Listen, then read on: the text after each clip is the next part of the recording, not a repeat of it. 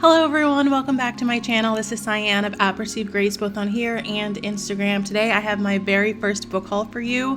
Let's get into it. But first, a small disclaimer. I try my best to vet the books that I buy beforehand to make sure that they are in line with my fiction reading preferences, which is clean for romance, language, and violence, and then non-magical for fantasy. I've read some of these books that are in this haul today, but most of them I have not read, so just know I can't truly recommend or not recommend a book until I've read it, but I obviously felt confident enough to buy it, and you'll hear me expound a bit more on that. I've gotten questions in the past on where and how I find clean reads, so if you are interested in a separate video for that, feel free to let me know in the comment section down below, and I will make another video on how I find clean reads. But with that being said, now let's get into it. First up is Summer in the Highlands. This was gifted to me. It is a timeless Victorian collection of novellas. So there are 3 novellas in there. They are Scottish Victorian romance novellas. I read this in June actually, already gave it 5 stars, already talked about it. But again, it was gifted to me. I believe it released in June as well. I think June 25th it was released. And even though this isn't like a reading wrap up video, I just want to let you know that all 3 novellas in this, obviously I gave it 5 stars. They were very, very strong. And overall, I really want to read more of the timeless romance collections. They have a Regency, and I think they even have a Georgian one, I believe, or Edwardian. I might be mixing up the two, but they have several like of each of those eras, and they're just really good palette cleansers, and they incorporate a lot of well-known authors in the space, and their books are always clean and sweet, and I highly recommend this. The next book I hauled this summer was another one that was actually gifted to me by the publisher, Bethany House Publishing. I'm on their VIP influencer list, so every quarter I get to select up to 6 new releases of that quarter that I am willing to read and review. I read this month in July, gave it 5 stars, not going to talk too much about that, but it is a Gilded Age romance with mystery. It is the 3rd and final book in the Matchmakers little series by Jen Toronto. Meeting Her Match is the name of the book. I read the first 2 books last year, gave them both 5 stars, so the entire series is 5 stars for me. But this book again is Gilded Age with romance with mystery. It's supposed to be Christian as well. I found that this one was probably the lightest on the faith front, but of course there's a little bit of mention. I think this series is so good. So again, I'm not going to spend time reviewing it here. I actually haven't created my review yet. I'll talk about this in my July reading wrap up, but this was a book I hauled this summer. Definitely recommend. So glad I have it. I hauled this book this summer, Truth is a Whisper by Mandy Blake. This is the first in the Wolf Creek Ranch series. This was another read I read in June. It's in my June reading wrap up if you do need it. But Mandy Blake is an author who writes a lot of small town Christian cowboy romances. So if you're looking for that, totally recommend. So cowboy romances are usually in view there. And I want to read more and more of her books. But this one is about Ava and Jameson. And Ava and Jameson both grew up without their fathers. They both have interesting pasts as children where it was a little rough around the edges, and it's more of a second chance romance. So they had the opportunity to be together when they were more high school aged, but they were kind of ripped apart prematurely before they could see where things were going to go. They thought maybe they'd have a future together, and then years later, I think it might be 6 years later, they are brought back together, and Jameson works on the ranch of Ava's grandfather. So all of that comes together. There's a lot of family elements, extra elements, but I gave it 4 stars, already read it, I recommend it, and I just want to read more from this author. Another book I hauled this summer was The Grand Sophie by Georgette Heyer. You've probably seen this book in my summer TBR video and my, I believe it is my July and June TBR videos. I think so. So you've seen this already from me, but I did haul it this summer, and it is the Source Books Casablanca edition. I love these editions. You see those other 2 there, Arabella and Frederica? I have those as well. They're so pretty with the color blocking. I just love them. And Georgette Heyer is known for her traditional classic Regency romance. She wrote in the 1960s. She's written 27 Regencies, and I just want to read as many of them as I can. She's written other things. I think she's written Georgians and mysteries, but Regency is where I want to stick. I just love these covers, and I really hope Source Books comes out with more and more of these, because I will collect them all. I will buy them all. I will collect them all. And this is on my July TBR. I kind of moved it from June to July, and I really want to get to it because I think once summer is over, I won't be reading as many Regencies. Another book I've already read, I read in June that I also hauled this summer, is Winning Winnie's Hand, contemporary romantic comedy by Deborah M. Hathaway. I talked about this book in my June reading wrap-up if you want to know my full thoughts, but it is this author's first contemporary. I'm familiar with some of her Regency work, and this released, I think, in May. I'm kind of counting May as a part of summer, just because it starts to feel that way as you gear up for buying books for summer. But this book is about a girl named Winnie who gets a job in England, kind of through her father. There's a whole thing with like her father kind of controlling her life a little bit, and she meets someone who quite literally is like a knight. His name is Matthew, and they host like medieval fairs on his father's estate. So it's just like a vibe. I haven't read a contemporary set in England, so it was a good change of pace in that regard, and definitely look into this. I'm glad I hauled it. I'm glad I read it.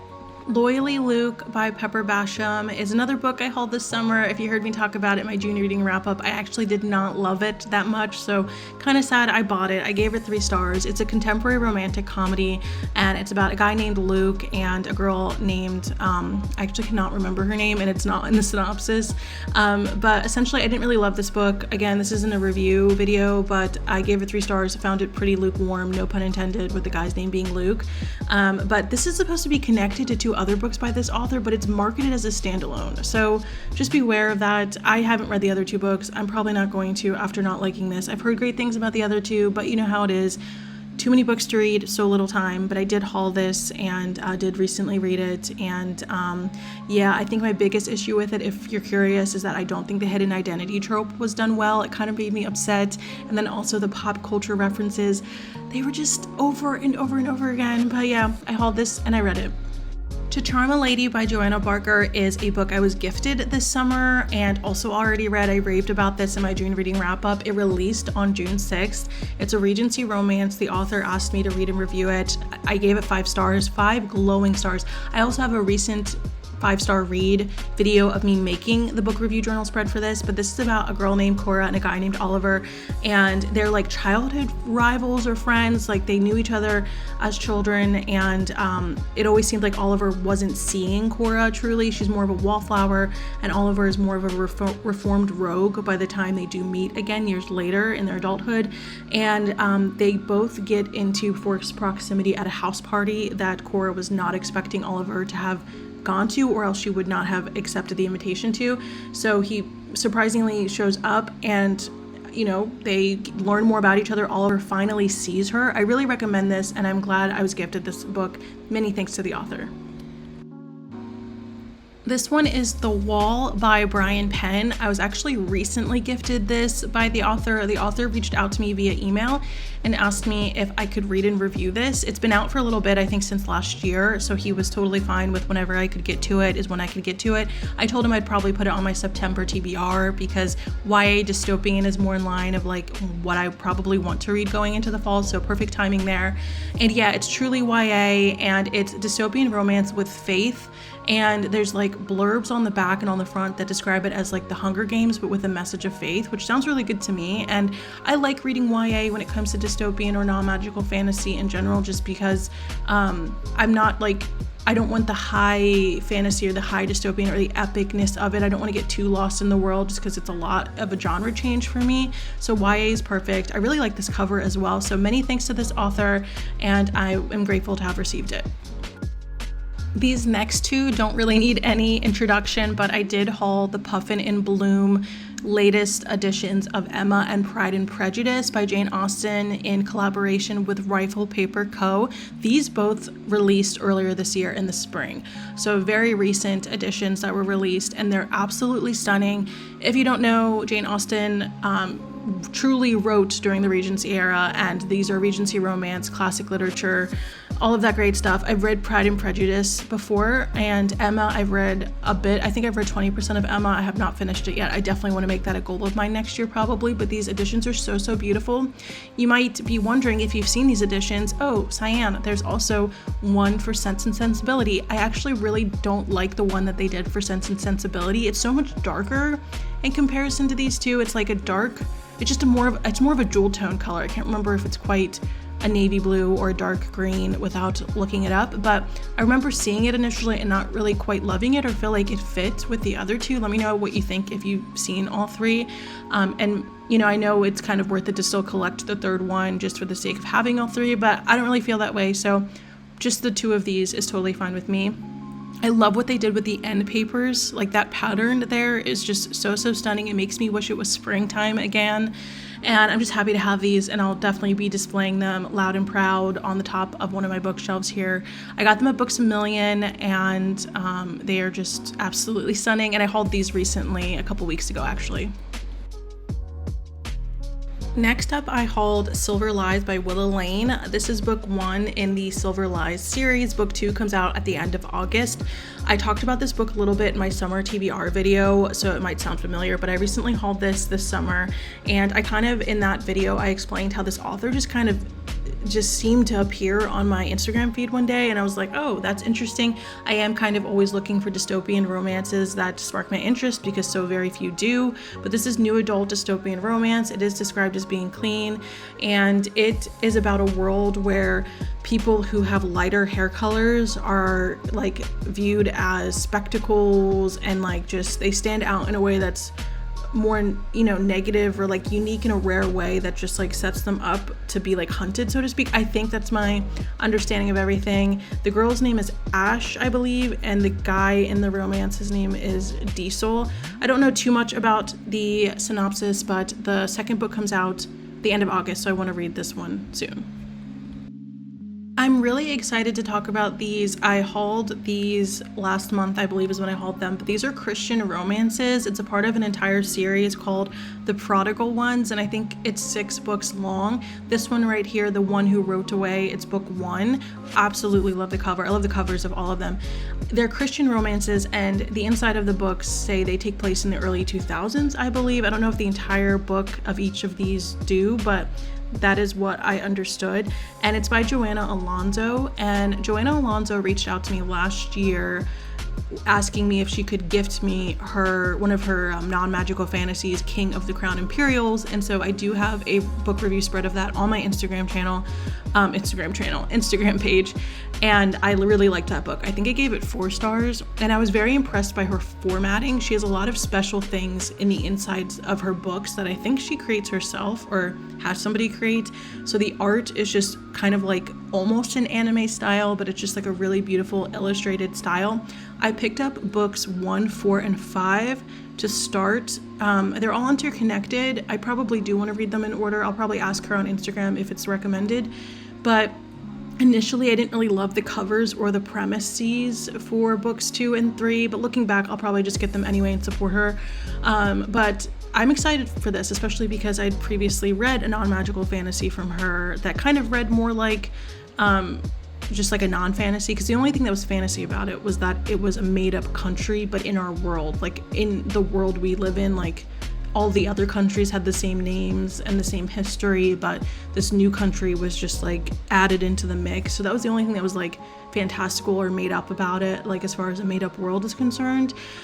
So maybe it'll read a lot like this. To my knowledge, that non-magical fantasy, I think she had it set place in the 90s as well or something like that. So it seems like she's drawn to writing around this period, the 90s, the early 2000s. So very exciting. I definitely recommend checking out her books. She has a smaller following, and I think she's located in the Philippines, and she has a really interesting backlist of a lot of different books, and she's always been very pleasant to speak with, and she's been supportive of my content too over on Instagram. So I'm excited to read more from her. I want to kind of start reading these soon, and the first book, The One Who Wrote Away, the one I showed you first, that one makes me feel like September a little bit. Like, it makes me think of August and September. It gives me like kind of back to school vibes, even though I don't think necessarily has anything to do with going back to school. Just the cover makes me feel that way. And then this one looks like it has autumn in the trees in the background. So I don't know, I'm funny that way with reading books, but I recommend checking these out, and I'm really excited that I was able to haul them. Next, I recently hauled Rise of the Vicious Princess by C.J. Redwine. I found this book because someone I follow on Instagram did a book review for the second book that recently released, I believe, and I asked them, hey, is this series non-magical? Because if you're familiar with my book preferences for fiction, I only read non-magical when it comes to fantasy. So I always ask that question.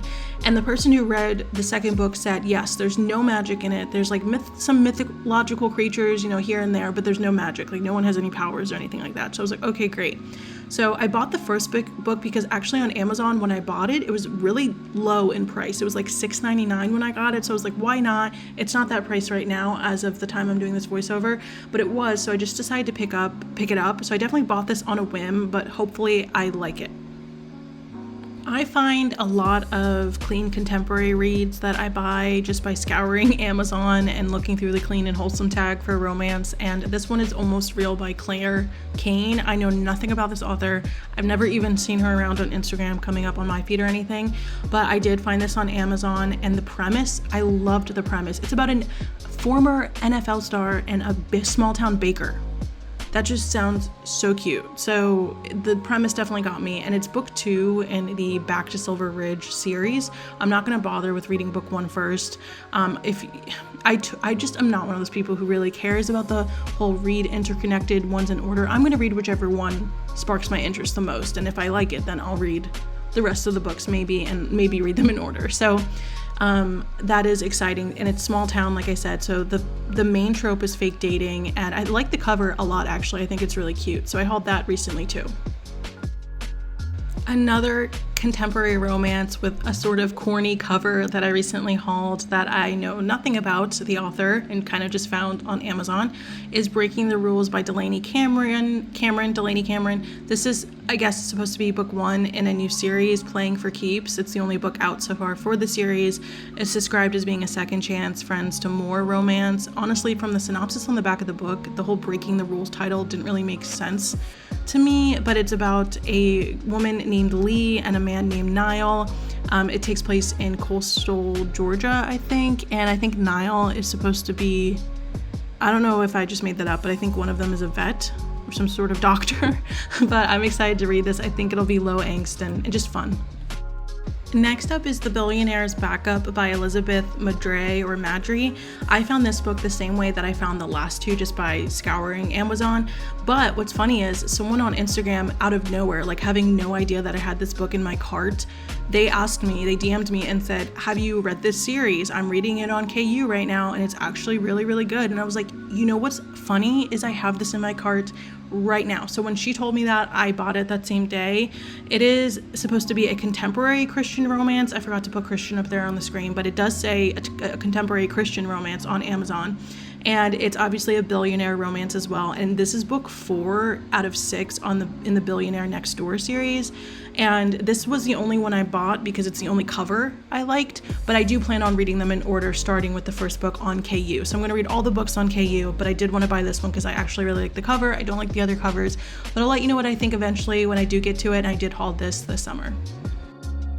Remember that last Mandy Blake book I talked about? Well, this is Remembering the Cowboy by Mandy Blake. It's book 1 in Blackwater Ranch, the series from her. I bought this because I realized from reading Truth is a Whisper that there's an entire series before Wolf Creek Ranch called Blackwater Ranch, which this is the first book of that series. And because so many of these characters were popping up in Truth as a Whisper towards the end, I was like, you know what, this is an instance where I should probably read the series first, and I was willing to enough. And I also really love this cover. So I was like, I'm going to get this book. I'm not going to move on with Wolf Creek Ranch because I need to start this and finish the series and whatever, move through it. So I like this cover. I don't really love the other covers. So again, I'll probably read the rest of the series on KU, start with this one, whatever, what have you. But I did haul this, and that's for that reason. And again, it's a cowboy contemporary romance, and it's also supposed to have Christian themes as well. This one is The Queen's Device by Brittany Mack. It is more of a recent release from May 21st. It released this year, May 21st. And I found this one again by scrolling on Instagram and asking somebody, hey, does this have magic in it? And they said no. I was told that it does not have magic, and it's definitely more sci-fi and dystopian. So if you're going to call it fantasy, if I called it fantasy, it's also non-magical. But YA dystopian is how it's marketed.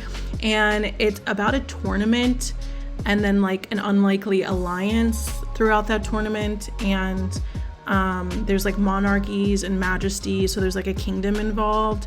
And I believe the female main character's name is Corin or Corinne, and then the male main character is Griff. And it just sounds interesting to me. Again, I don't come across non-magical fantasies or like YA dystopians that interest me too often. So when I do, I pick them up, very, very few and far between. But I'm excited to check this out. I've heard good things about it. I was very recently gifted this book, No Plans to Fall by Curie Patterson. I actually received it in the mail the same week that I'm doing this voiceover.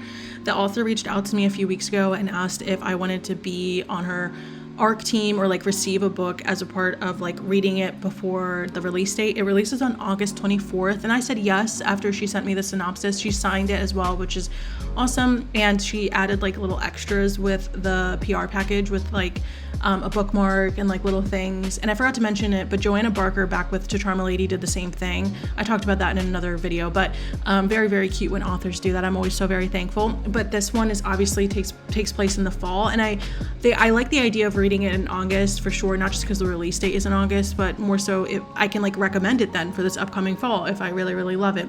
But it's a contemporary romance, and I think it's small town, and I'm just excited to read it, and thank you to the author for gifting it to me.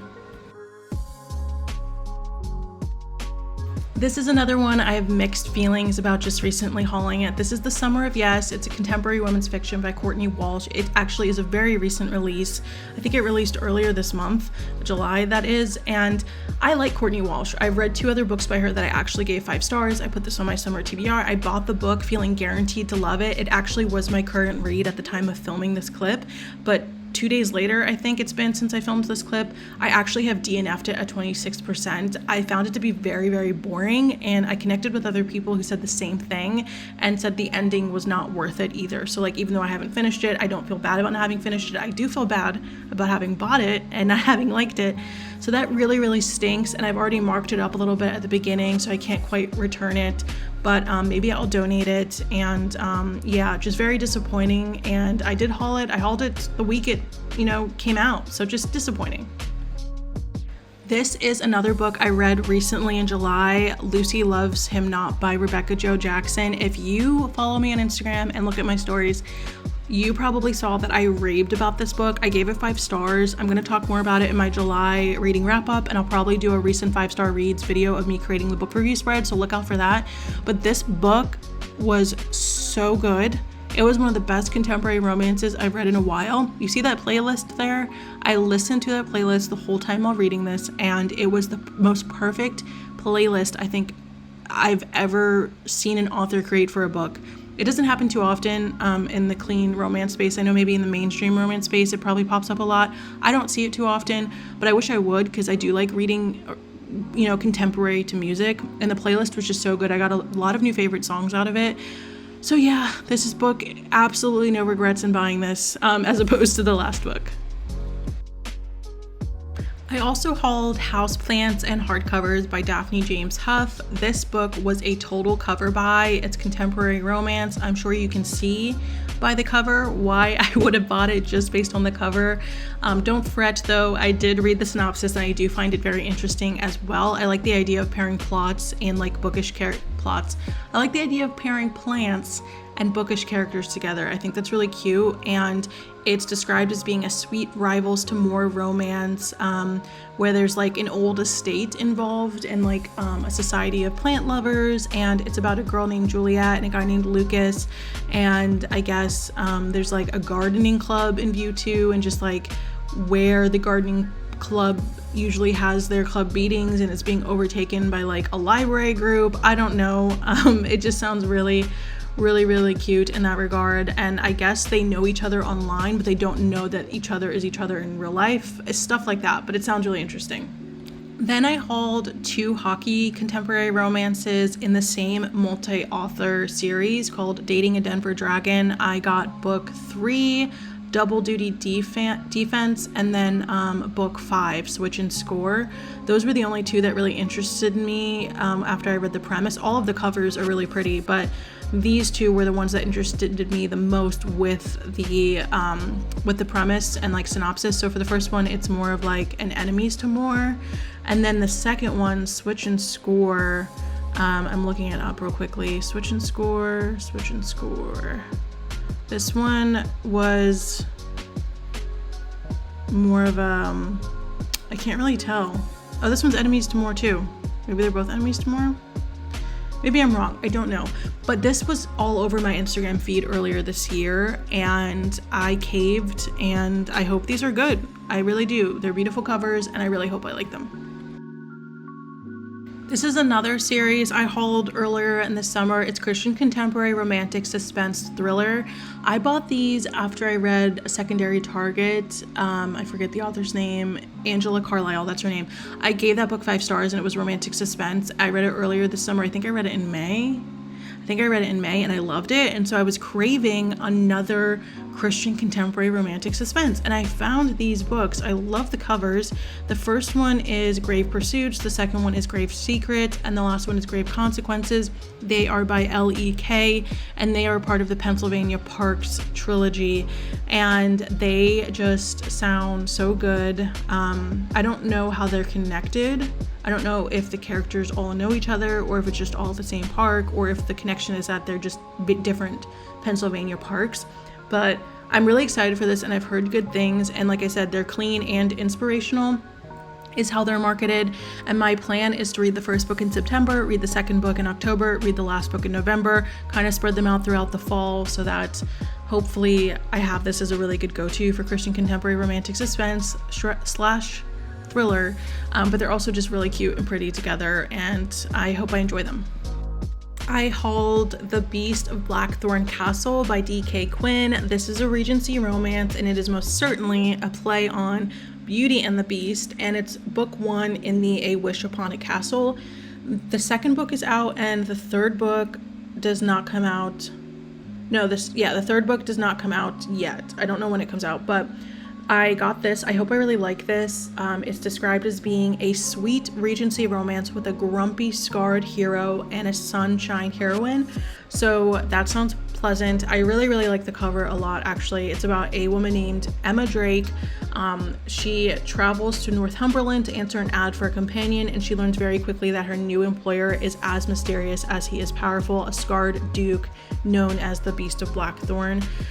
And it just sounds good. I like the play on the retelling, and like I said, Regency romance, I usually like it, and so hopefully I'll enjoy this.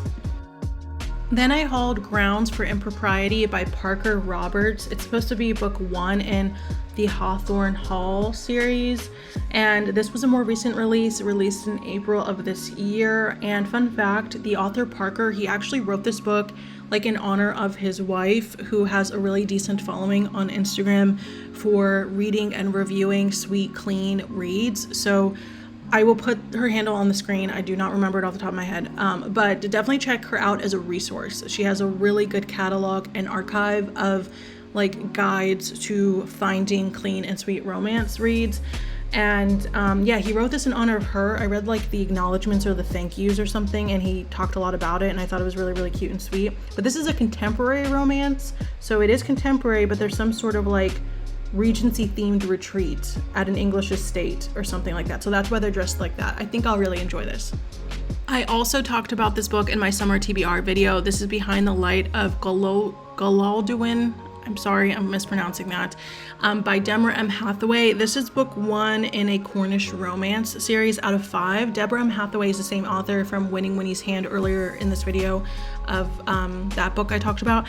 But this book, I was influenced by Jenny of Jenny.reads to read this. She did not know she was influencing me. I told her she influenced me though. She posted about this series and just took the most beautiful picture of the series, and the covers just looked stunning, and I was like, I want this whole series, but I need to be reasonable and I need to just buy the first book and I need to read it this summer, and then I can move forward with the series if I like this. This cover is also really beautiful, so I hope I like this. I'm gonna read it in August. That's my plan. The whole lighthouse with the ocean definitely makes me want to read it this summer, but it's Regency romance if I didn't say that, and I hauled that this summer being influenced by Jenny.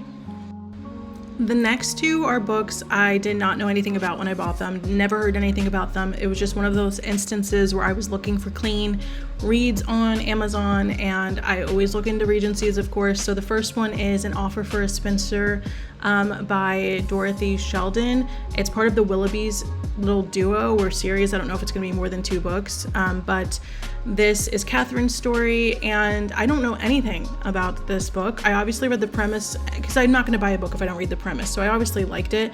But then the second one is An Unconventional Gentleman, book 2, Henry's story, again in the Willoughby duo. And I almost didn't buy these even though I love the covers, because they are 9 inches in height. One of my book icks that is totally superficial is I don't like when books are more than 8.5 inches in height. It's just, I don't like when they're tall and skinny. But I'm trying to get over that because it's dumb, and I can still buy a book and enjoy a book, but they are in KU, so maybe I should have just gone that route, but they're really pretty covers.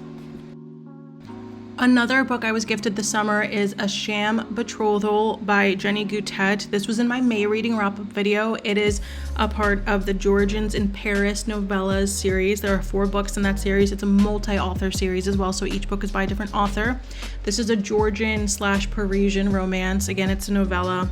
And I say Georgian/Parisian because Georgian English people come over to Paris for the summer. It takes place in Paris, but there are a lot of English people there. As far as the characters are concerned, I think I gave this book 4.5 stars. I believe I gave it. As far as novella goes, it was lovely, and I love Jenny as an author. I've read a lot of her books, like 9 or 10, I think 9, and she's just a very reliable Regency romance author. I read one of her contemporaries and really liked it as well, so I just recommend her and her backlist. But this is about a woman named Sophie and a man named, what's his name, Basil, and it's fun. It takes place in the summer. The last of this haul video that I have to share is this Georgette Heyer set of Regencies. They're on the smaller size. I have 2 of them turned backward because I read them, Arabella and Frederica. I didn't read these exact copies, but I have read those 2 books in other editions that I own, and so I just turned them around, but those are what those 2 books are. I got this on Amazon because I had an Amazon gift card from my workplace, and I bought this little set with that, and I really like each cover, although they have these really annoying permanent stickers on them. Somebody gave me the idea to cover them up, so I might do that, but really cute set. I'll link it down below. If you're still here, thank you so much for watching. I hope I didn't influence you too much to buy anything, but thank you for being here, and I'll see you in my next video.